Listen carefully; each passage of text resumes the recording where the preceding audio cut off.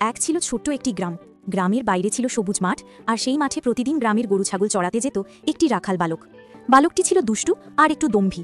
সে সবসময় কিছু না কিছু দুষ্টুমি করত। একদিন গরু ছাগল চড়াতে গিয়ে তার মাথায় দুষ্টুমি এলো। সে ভাবল, আজ একটু মজা করি, সবাইকে ভয় দেখাই। হঠাৎ সে চিৎকার করে উঠল, বাঘ বাঘ বাঘ এসেছে, আমাকে বাঁচাও!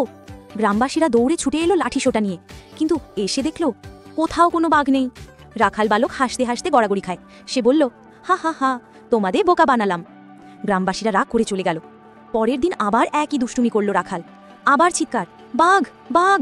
আবার গ্রামবাসীরা দৌড়ে এলো। আবার তারা দেখল বাঘ নেই। সবাই খুব রাগ করল এবং বলল, এ ছেলেকে আর বিশ্বাস করা যাবে না।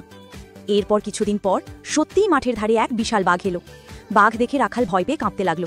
সে প্রাণপণে চিৎকার করতে লাগলো, বাঁচাও বাঁচাও, সত্যিই বাঘ এসেছে! কিন্তু এবার কেউ এলো না। সবাই ভাবল, আজও নিশ্চয়ই মিথ্যে ডাক। অবশেষে বালকটি কষ্টে প্রাণ নিয়ে পালাতে পারল। কিন্তু সেদিন সে একটি বড় শিক্ষা পেল, মিথ্যা বললে সত্যের গুরুত্বও হারিয়ে যায়।